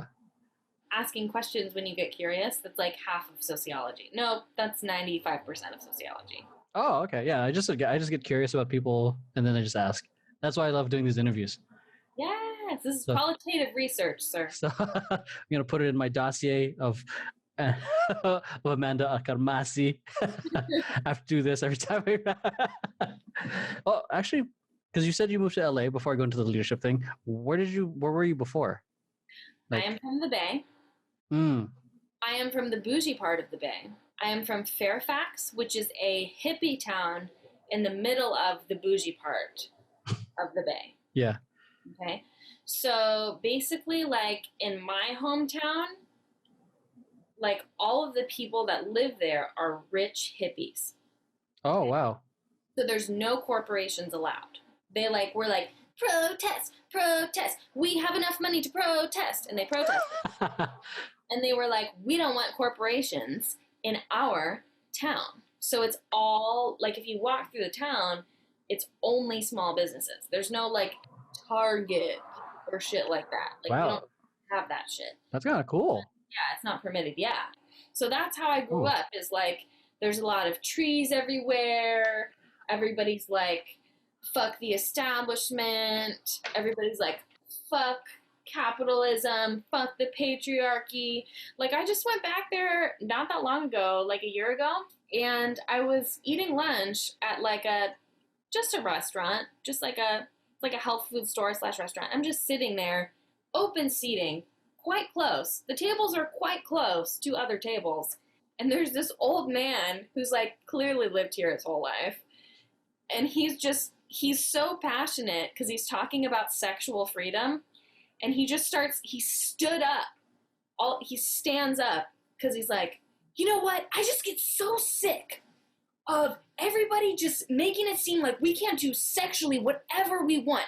Woman, man, anyone in between, do what you need to do. Be safe, yes, but do whatever you want to do with your body. And he just stands up and he just keeps going. Wow. I mean, maybe a minute and a half, which is a long time when you're just like eating noodles and minding your business. Yeah. But I think it's a testimony to where I grew up because, like, no one responded. Like, the people at his table were like, yeah. But everybody else was just like, this is normal. You know what I mean? Yeah. Because everyone's like, yeah, obviously sexual freedom. Like, we shouldn't judge women. We shouldn't call people sluts. Like, he's just going on and on. You know what I mean? Like, that's where I grew up. That place sounds awesome. Yeah. It's dope. It was really good for me. Growing up, I was like a conservative Christian, but I was in that environment. Wow, that's kind of like colliding right there. Yeah. So I was like in that environment and I was like, yes to this, but also yes to this also completely opposite thing. So it was just like this constant paradox walking around in the world. They called me Tofu at my church. That was my nickname. Makes sense. I was like the health conscious hippie sort of person. Ah, So yeah, like that's like where I grew up, but it wasn't necessarily who I became. It was merely like the seeds were planted. yeah. You know what I mean? And then I sort of have like grown into that, you know what I mean? Like I've grown into a space of like, yes, this old man screaming about sexism in the restaurant is like just lovely and normal and wonderful. Yeah, I mean, I think that's pretty dope. Like how, and I think that's the huge problem with a lot of people is that they don't know how to accept the other view. It's like the minute they hear a different opinion, it's very much like you're attacking me. No, it's just an exchange of information. Right. Whether if it's triggering you, maybe you need to look into yourself and see why it's triggering you. So it's like, yeah. Again, lack of empathy, lack of self awareness, just a lot of yelling and trying to get everyone to agree with you when it's almost like people think they have a monopoly on reality when they don't, and then to get the true picture they got to look at everywhere. But anyways. Yes, we are all a paradox. Let's just accept it. Yeah, we are. Going back to the whole leadership thing, like how would you, like when you're leading your team or even now, did you have to like study other leaders? Like, did you look up to any particular people, or were just like, I'll figure it out? Actually, I think it was like the end of my junior year or maybe my senior year. I don't remember when it was, but I like took some sort of class. Maybe it was at like Sodium or something. I don't know where I was, but it was like a special workshop taught by like Keone and Mari. Oh, sick. Yeah, and so I like I wanted to figure out because I could feel like I was missing something. Like there wasn't like a complete unity to how I was leading, which I now know was due to the fact that I should have been in therapy. How can you unify other people when you are a mess and you're 20 years old and you don't know what's going on and you're giving your address to strangers? Like, come on. But like I like basically I was like, hey, like, do you mind just talking to me for a second? And Mari was busy, so I talked to Keone for like, I mean, he really gave me a lot of time, and we talked for like maybe 10-15 minutes about just like leadership, and I was like, oh. Sick. Yeah, it was so beautiful. And then I kind of came back wherever I was at, like I noticed kind of a difference. I don't know when it was, but I just remember feeling different after that conversation, obviously, because obviously Keone and Mari are brilliant choreographers and brilliant people. I think, they really set the bar in many ways. Yeah. I mean, they're really incredible. And so I think like that experience kind of sort of softened my energy in the right way to where I could like truly be like, yes, you do this and you do that. And this is how you delegate. That was what came out of it, not needing to be everything for everybody, but accepting that I can't be everything for everybody. And I don't need to hold in all of the shit that every person's bringing to me. I can like bring it to the group and like we can figure that shit out. Yeah. So that was probably like the only really person speaking into me at that point. But it was really sweet. And then I like took a class like 10 months later or something, like at some random, how everybody's like in garages. It was like at some UCLA garage that like Keone was teaching. So I went out and like, I don't know what it was. And then he immediately recognized me. I was like, and he wouldn't recognize me now because it's been years. But like that really kind of confirmed something for me. I was like, okay, like this is fucking cool. Like Keone just recognized me. So like he was like, how's your team doing? I was like, oh, that matters. What we do matters. What artists do matters. That's really cool. Yeah. So that was kind of the only person speaking into me at that point. But now I have like 1,000 people speaking into my life, which is much smarter. So I have like all of these people, like mostly women in leadership from like many disciplines. Yeah. Like speaking into my life and helping me understand how to like lead my team and how to run my business and just how to like exist in the world. So much better off now that I have like more mentorship. Not that like there can't be an excess of things, because there could be an excess, but I haven't reached the point of excess. Yeah, it saves the heartache of experience. So the heartache of fucking up. That's why I'm like seeing everything that's happening in the community, the people that fucked up. I'm like, I'm learning from this, so it does not happen to here. They are real fucked up. But there's so many ways in which we can be fucked up too. That's true. So it's a reality check, because it's like fucked up. Like they didn't just one day become what they were. They didn't just like one day start acting like monsters. It's like there's like there's a series. Yeah. So it's like we gotta cut that shit down right now. Yeah. All of our little habits and behaviors now, just like handle it, and then we'll never reach the atrocities. That they've reached. Yeah. I'm.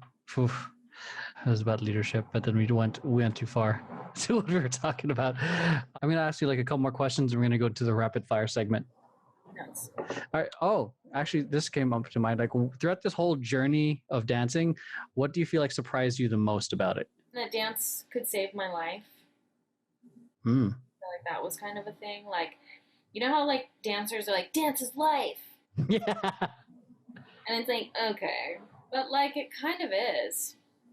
Like if you look at the neuroscience behind like the way dancers connect with one another, it's so unique. Like it's not the way that people connect when they play basketball. Like I encourage you to look at it. They've only been really looking into it for like maybe 10 years, like really looking into it, but it's pretty cool like what they found. So basically the way that like say sports people connect with each other, it's like not the same. For dancers to connect with one another, they call it kinesthetic empathy. So it's like, in my opinion, the ultimate form of empathy, because in order for me to do the same choreography as you, the pathways in my brain need to exactly match the pathways in your brain.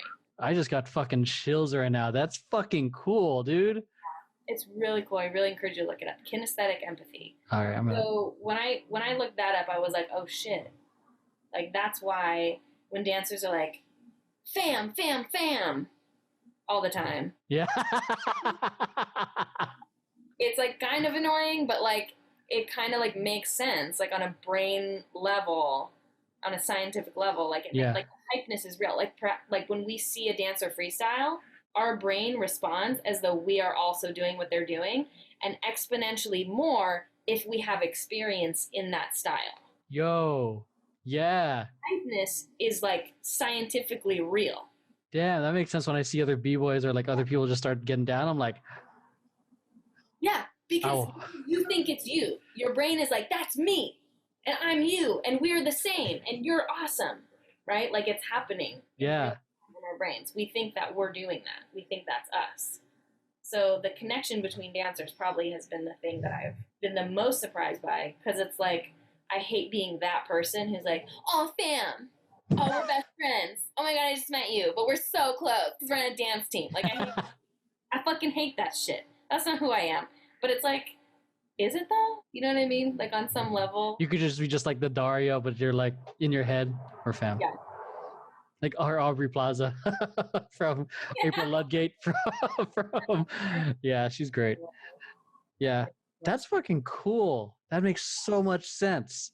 Yes. Because like I mean I enjoy sports but like the connection that I've witnessed, at least like I've experienced it as a dancer, but the connection that I've seen like people who do football or basketball, it just didn't feel as at my experience as deep in a sense with dance. Yeah. So that's what you're seeing, kinesthetic empathy.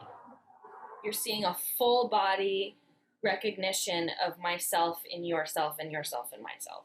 Wow. Like a very real connection. That's why, that's why we got to make sure we're doing our job as leaders. Because if we're connecting in that way and the space is not safe, yeah, it's exponentially worse than in other spaces in some ways. Shit. In terms of development, especially. Yeah, it sounds like you've been leading like for a majority of most of your dance career. How is it for you when you just have to be the dancer? God, I fucking love it. Yes, me too. I fucking love it. I love just showing up and having no responsibility other than my own choreography. It's like, I'm just here to just learn some shit, and then I fucking leave. Yeah, I'm one of the fuckheads just off on the side goofing off. Lizelle, the goddess Lizelle, Mm-hmm. I feel like I feel so safe when I've been in dance situations with her because she like if she has an agenda, she's like, from 7 to 7:02, we're doing this. Yeah. You will do it. Like, that's what's happening. I like in a natural, gentle way, but like it's happening. Like, she is so planned out, fucking lesson plan. Yeah, I liked when my first rehearsal with her, she was like, only these people need to be at rehearsal. Everyone else, you know, like the appropriate people needed to be there. So that way there's no other people just sitting around. Right. So like I really like took a note from that and helped with temper tantrum rehearsals. It's like super, I give like detailed, like we have a 15-minute window for people to come in, but then from this time to this time, all learning. A lot of the times we've ended early because I don't have anything else planned. I don't want to force the issue on anyone. Like, right. And I send everyone formations with their faces on it.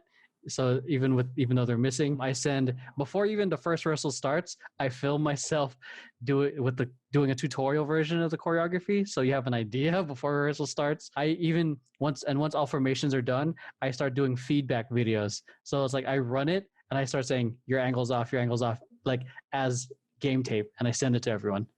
Oh, nice. So the cleaning notes we can peruse at our leisure. Yeah. And keep growing in between rehearsals. Yeah. So it's like I never wanted an excuse for people to not show up on time or for us to, you know, I never wanted to waste anyone's time. I hate wasting time. It pisses me off when I'm sure you've experienced it when you go to a rehearsal, fucking art director doesn't know what the fuck they're doing. And like, we're just fucking hanging out. I'm like, I don't want to hang out. We're here to work. Or they're like, I just made this up in the car. Yeah. And they use that as like, I've had that happen several times where they use that as like a point of pride. Like, I'm unprepared.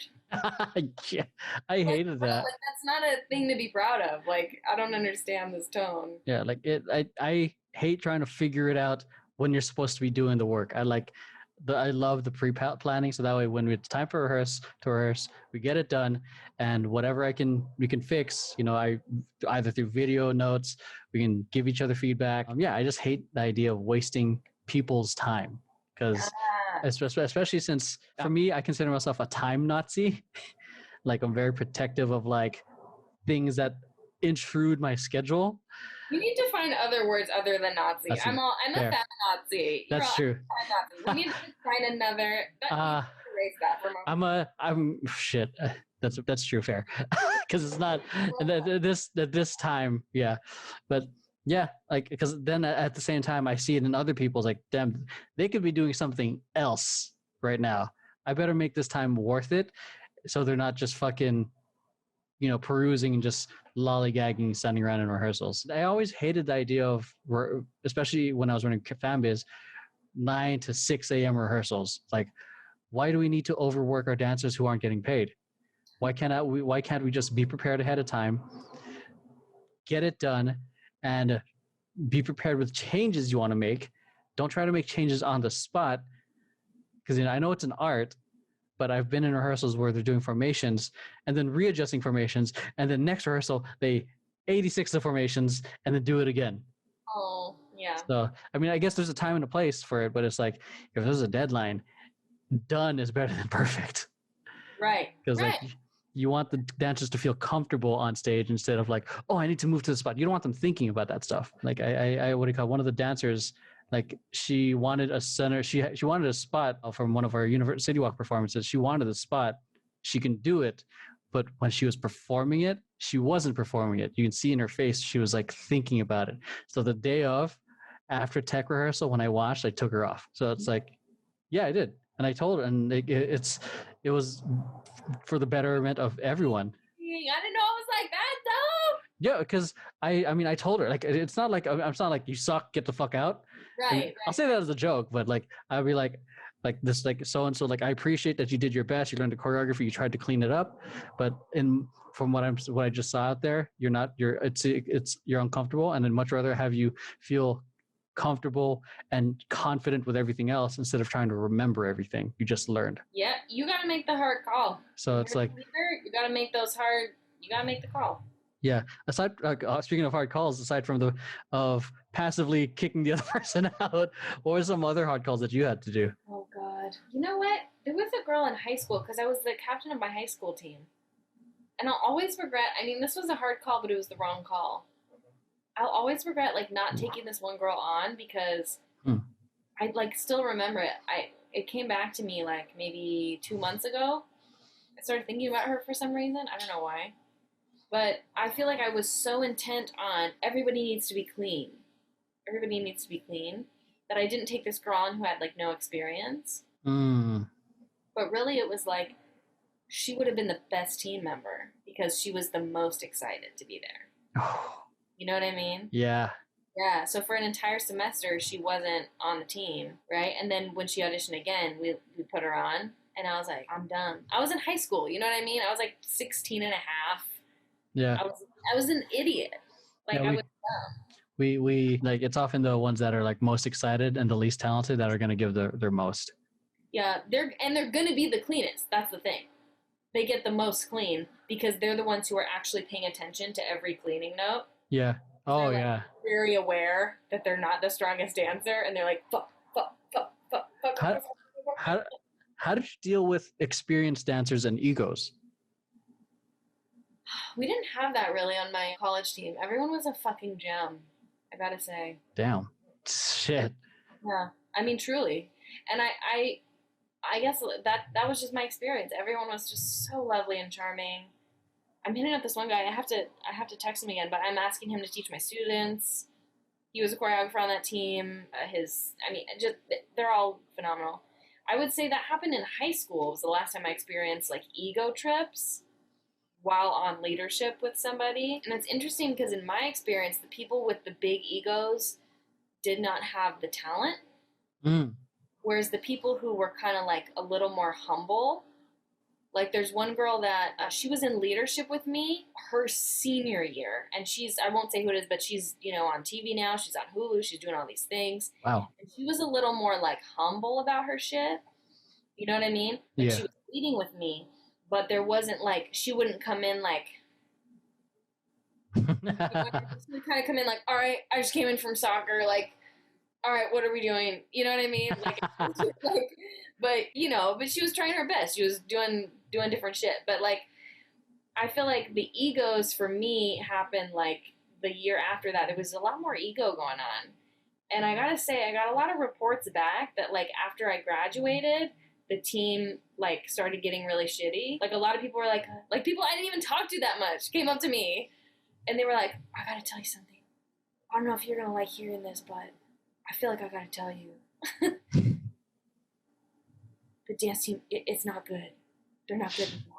And I was like, you know what I mean? But I feel like it was kind of like this lack of experience combined with ego that created that situation. So I've never actually had to deal in leadership with egos other than those of children. Which are arguably much worse, actually. Children? I've dealt with some children with ego issues. And then you meet their parents and you're like, that makes sense. You know what I mean? Yeah. Yeah. So I've had to deal with more that kind of shit. Like parents with egos or children who have a lot of egos, but I don't really invite those people on my team. Those are more like classes I've taught as opposed to like people I've invited into my space. Yeah, because then you're allowing that thing to kind of, yeah. Why would I do? Like, I'm not gonna invite a child who's like super sassy and ungrateful to join my team. I'm not gonna do that, because they still have some learning to do. They have some growing to do. I mean, why wouldn't you want to take on the responsibility for that learning for them? I think because it's a disrespect to the other kids at this point. I'm like, you know what? You're in this class, and that's fine for you right now. But for my business, like, that's the other thing too, is I was having this conversation with, like, I'm part of this, you know, my boss invites me to these things where it's like people from a lot of different careers all meet together and discuss their small businesses. Yeah. Somebody was like really trying to like tell me that I should like go all in on my business to like make the most money possible. And I was like, I don't think so, because I want to work with people that I like. This is my business. I want to teach kids that they just have a good attitude. Like, that's who I want to work with. You know what I mean? It's like, are you going to invite some person on temper tantrums that's like a little shithead that's like punching you in the face? That's all of you guys. Oh God. Yeah, but I hear where you're coming from, because you're choosing more like, in a sense, happiness versus the greed of it, because you probably can, but that would means, again, it goes to the question, at what cost? And it actually, there is a financial cost when running a company, because if you bring in, as I learned, if you got one toxic person, it ruins the whole vibe, because they are touching on everybody's nerves. You know what I mean? So if you have one person, it can bring down the whole thing. So I'm like, you know what? If this is a mom that's really, really rude to me and really aggressive with me, and her kid is talented as hell, you're not invited. I honestly don't care. You know, because I don't want people showing up and feeling like, oh God, this person. You know? Or the little ones. I don't want the kids to feel that way either. I don't want a kid bullying the other kid. Oh yeah. Oh gosh. Because really what you're doing is, again, I that's why I admire about your work, because you're arming them with tools that both you and I had to learn the hard way, and we're saving them from so much heartache. For them, it's going to be natural. They're going to, so who knows, maybe down the road, they might not be interested in dance, but because you taught them basic camera work, they might want to be filming instead and working with dancers. So and the way that you watch TV, the way that you watch movies, the way you participate in content videos, like everything changes when you have these things, these foundations. And I can't teach it if somebody got an attitude. Just to educate the audience, what's the name of your company so they know? Well, right now we're called Kids Hop Dance Crew. We're at kidshopdancecrew.com. And we are going to be changing that name because, and this is something else I learned too, is on my college team actually, there was like a name that had been started like 8 years prior, and all of us on the team like didn't really vibe with it. And someone approached me, they're like, hey, so like just what would happen if we had a new, like, I mean, just, you know, I don't want to offend you or anything. Like, they thought I came up with the name. And I was like, I just showed up here. I didn't come up with this name. And they're like, what if we change the name? And I was like, oh, thank God. And they were like, oh, okay. And so then we talked about the purpose of the team, and we figured out like what is our vibe. And then like one of the guys on the team, such a sweetheart, he kind of like came up with this name, and then we came up with like how we were gonna like brand it, like shorten it or whatever. So I mean, that's sort of what I'm gonna do with my team, because my kids, some of them I've been teaching them since they were 3, and now they're like 12. Shit. You know, so yeah, we gotta get a name that makes sense for them, and so I'm gonna have them do it, and I'm gonna have them make a new logo, and they're doing all the work. Nice. I'm like, it's your team. They're like taking real ownership of it, and I think that's what like gets people in even more, is when they take ownership of you know, exactly. the company. It's your shit. You're the one who's showing up to rehearsals. You're the one learning and working hard. Like, what are you getting out of it? They're gonna come up with shit I never thought of. Yeah. Yeah. So I'll guide them, but Kids Hop Dance Crew right now. But as they're getting older, I don't know what they want to be called that. So we'll reestablish. Like, what drove you? Because I know you were working with kids, but like, why not make a company for adults? Like how I'm stupidly doing. Here's the thing. I would love that, and I have so many thoughts. There's so many ideas. Okay, but the thing is that adults, at least all the talented, glorious adults that I know, are poor as fuck. Nobody's gonna pay me to teach them. You feel me? Yeah, I hear you. So like, I'm paying my friends to teach my students. So this is like a way of me slowly starting to to my friends who've taught me and who've just are fucking dope as fuck. But it's more about like, I wanted to have a company and a thing that I own, which is, working with kids, it's a little easier because their parents are like, this seems great. I will invest in this. Yeah. Yeah. So I can make money. Yeah. And then outside of that, I can do acting and dance and creative projects that are a little bit more of like what I want to do. Yeah. But I have like another source of income that's helping me to create those things. So that was more the intention. It wasn't like an end goal. It was like a means to other creative ends. A really fun way to take every single thing that I'm doing and like bring that in as a lesson plan to constantly help the next generation like learn from my fucking mistakes. Yeah. Oh yeah. So it makes sense because like obviously parents of adult dancers, they're not gonna pay for it, but there's definitely parents who are willing to pay for programs like this to help get their kids. Yeah, that makes a lot of sense. And learning, and yeah. Okay, that makes yeah. Because in my head, like when the beginning of this year, I'm like how do we just not make it for fun? How do we start earning other ways of doing it? So it's just like obviously you see me like I'm trying to do a million different ways for us. Like I feel like that's like it's wise and it makes sense. Because I appreciate that. Because half the time I'm like, I hope they're enjoying what we're doing at least. I definitely get what you're doing, and it makes a lot of sense. And I love like your authenticity, and I love how in our very first meeting, I hope it's okay to say on this, but I mean you can edit if it's not, but I love that in the first meeting you like talked about money and you had like done research and you were like, it's hard to make money. You were like, it takes this many years to even have a hope of people paying us to do the things that we do. But here's why I think we have a shot. And here's what I'm going to do for you guys to see if we can make that happen. It was like, so this, you know what I mean? Yeah. It wasn't like, you better be grateful to me because I'm giving you an opportunity. You know what I mean? Like, it's definitely a vibe like I can get behind. I appreciate that. Like, yeah, because again, it was like the whole thing. I'm like, people are excited for it, and in my head, I'm like, do you know how much work needs to happen for us to even be profitable? And I'm like, we might not be profitable for the first 3 years. So because like that's how things work. Yeah.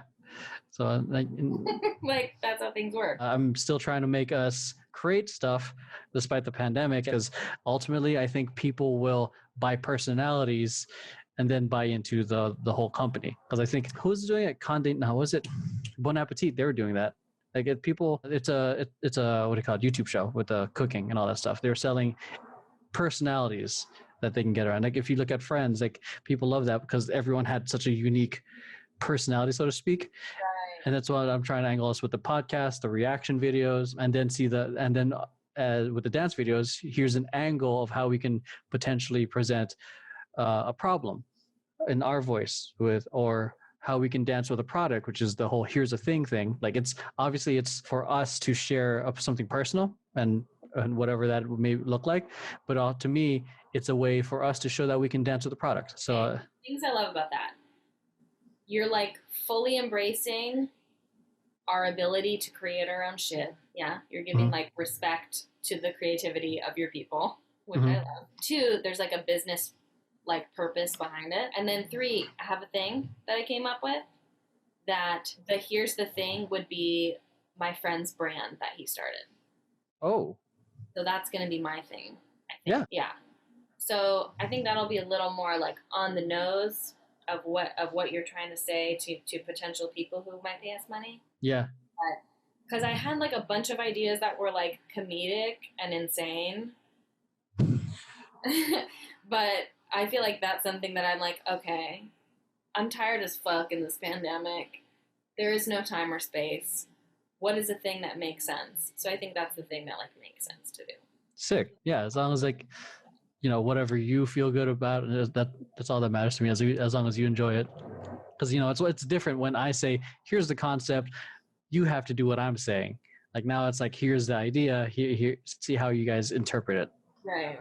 So, and I'm trying to like make it not so corny or try to, I don't know. Like for me, I hate one-trick ponies. Like it has to have serve multi-purposes, like which is this podcast. Not just a podcast. It's going to be mini episodes. It's going to be TikTok videos. It's going to be Instagram posts.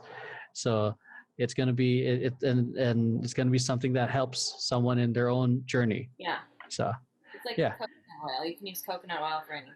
Yeah, pretty much. All right, cool. So let's go into the rapid fire segment. You ready? So continue. Give you 10 questions. And yeah, you ready? Okay. All right. What product would you refuse to promote? Anything related to Amazon. I hate everyone who's rich. Fair. What's your favorite song? Get Your Freak On, Missy Elliott. Favorite. Okay. What annoys you? People. Oh my God. All right. Your greatest achievement? Finding my own self-worth. Ooh. I love that. Where would you want to retire? Somewhere where there's no people, and I'm also on a beach. Fiji. Describe yourself in 3 words. I am hot. Simple. What's your favorite Halloween costume?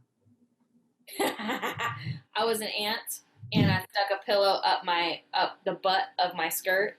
And I was an ant. You're an ant? I was an ant. No, I was just an ant. I wore a black dress and just made my butt big. Okay. What's the longest time you've ever spent in a car? 14 hours. Jesus Christ. Driving from Oregon to LA. Ooh, I want to go. By yourself? Yeah, you go crazy around hour 12. You talk to yourself a lot around hour 13, and then you just like for the last hour. Straight? Yeah. Fuck me. Jesus Christ. Okay. What fashion trend do you just not get? Anything related to fashion. What do you call it? What's your favorite memory? Last question, by the way. When I was little, I remember I played the piano for the first time, but I couldn't see the keys. And so I was playing like this. Oh. Yeah. That's a wholesome memory. All right, last question, not rapid fire question though. What would you want people to say about you when you're gone? Oh, she loved everyone. Isn't that interesting? Because I hate people. Yeah, it's kind of like an oxymoron. But love and hate are not the same, or not opposites. Right, because the opposite of hatred is apathy, or the opposite of love is apathy. Yeah. Right? So I think part of why I hate people is like when I'm unable to connect with them. Like I don't understand what they're doing. Or the sheer amount of disappointment that's stacking up. So much disappointment. I feel that. Yeah. Yeah. That is. This was a little mini therapy. A little 5% therapy session right there. Not a full sesh. I got a debrief on my own, but that was good. Like that. That's cool. Yeah. The minute you said it, I'm like, huh. It's like pulling from both sides. Yeah. I am an oxymoron.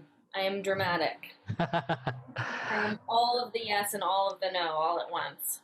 Yeah, I mean, I feel like it's reflective of your upbringing from a conservative Christian and then where you grew up. And it's kind of like you are really a living oxymoron where you can see both sides. You can love and hate at the same time. Yes. So. Yes. I make no sense, but I also make like all the sense. Yeah, I could definitely see that. Like there's like how 1 second you're very sweet about talking about DMs, then all of a sudden you're talking about this fool hitting you up on Walmart or hitting you up on Facebook. Wally Walmart, all right? Yeah. Wally Walmart in the truck. Yeah.